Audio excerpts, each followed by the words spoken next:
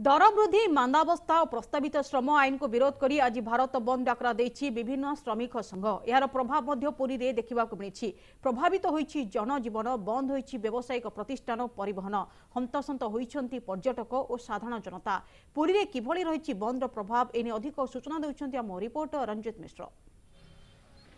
विभिन्न दाबी नहीं आज वामपंथी और विभिन्न ट्रेड यूनियन पक्षर भारत बंद डाकरा दिखाई। जो केंद्र सरकार गरीब मारण नीति, कृषक मारण नीति और विभिन्न दाबी रही। आम बर्तमान पुरी रेलवे स्टेशन अच्छु एवं ये जो भारत बंद डाकरा बर्तमान ये जो देखिपे जे विभिन्न श्रमिक यूनियन एवं वामपंथी दलर ये जो शोभा यात्रा ये केंद्र सरकार विरुद्ध जो विभिन्न नाराबाजी आप देखिपे जे केमती ये चलती पुरी रेल स्टेशन परिवेश रही। आम सह अच्छा किसी वामपंथी दल नेता और ट्रेड यूनियन दल नेता आसन आलोचना करवा जे कौन रही आज जो भारत बंद डाकरार मुद्दा। दर वृद्धि विरुद्ध रे बेकार को काम 21,000 टंका सर्वनिम्न मजूरी, श्रम आईन रे जो भली भाव में संशोधन कर मालिक मान सपक्ष ता सहित बैंक, बीमा, रेलवाई या जो भली भाव बिक्री करने सरकार योजना कर बिक्री विरुद्ध रे आमे 8टी केंद्रीय गण संगठन, श्रमिक संगठन सहित समस्त श्रमिक संगठन माने आंदोलन को ओल्लैचंती। कर्मचारी संगठन माने ओल्लैचंती।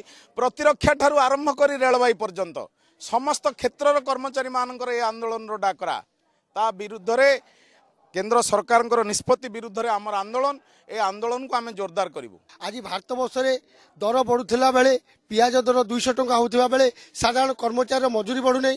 आम मासकू सर्वनिम्न मजूरी 21,000 एवं ठिका नुहे स्थायी नियुक्ति एवं भारत वर्षर सर्वभूमत को जो विदेशी पुंजीपति मान हाथ में टेकी दौरान ता विरुद्ध रे आज 11टी गण संगठन एवं वामपंथी राजनीतिक दल मान समर्थन में आज आम भारत बंद डाकरा दी। आज मुद्दा हूँ देश में जो केंद्र सरकार मुख्य समस्या दरदाम वृद्धि ठार आरंभ कर बेकारी नियुक्ति ठार आरंभ कर लाभजनक उद्योग को साग माछ दर बिक्री करुँच। विभिन्न अनुष्ठान को एभली कि रेलवे डब्बा इंजिन प्लाटफर्म को बिक्री करवा, कंट्राक्टर मानक एवं कंपानी मानक बिकिदेवा, देश को बिक्री करवा, श्रमिक छटई करवा एवं मोटरयान आईन संशोधन करी गरीब ऑटो ड्राइवर, टैक्सी ड्राइवर को ऊपर 10,000 20,000 टंका जरिमाना लागू करवा। से जो आईन आणुंट, जो श्रम आईन आणुंट प्रत्याहार करने दाबी सारा देश में 13टा श्रमिक संगठन आपको संगठित कर आंदोलन को आज श्रमिक आवाज उठे। कृषक, छात्र, युवक श्रमिक होती जो मैंने विरोधी मैंने श्रमिक आंदोलन कर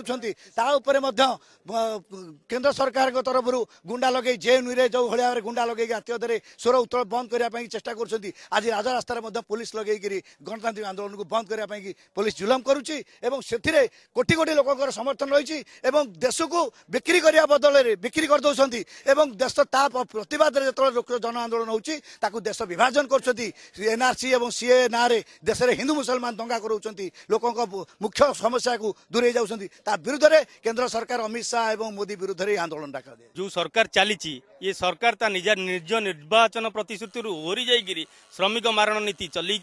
श्रमिक मानकर उन्नति पाई कौन प्रकार कार्य होनी, निज एजेंडा को चरितार्थ करने एवं ये जो आर्थिक व्यवस्था भुशुड़ी पड़ुवा बेले ता उपर नजर हटेबा विभिन्न प्रकार से एनआरसी सीए परी व्यवस्था करी लोकंर दृष्टि की अन्य दिग को नौची। तेणु या विरुद्ध रे श्रमिक मानकर उन्नति पाई, श्रमिक मानकर निजर संगठित क्षेत्र हो, अणसंगठित क्षेत्र हो, या देहरे से मानकर निजर स्थायित्व पाई, निज रोजगार पाई ये आंदोलन डाकरा दिया।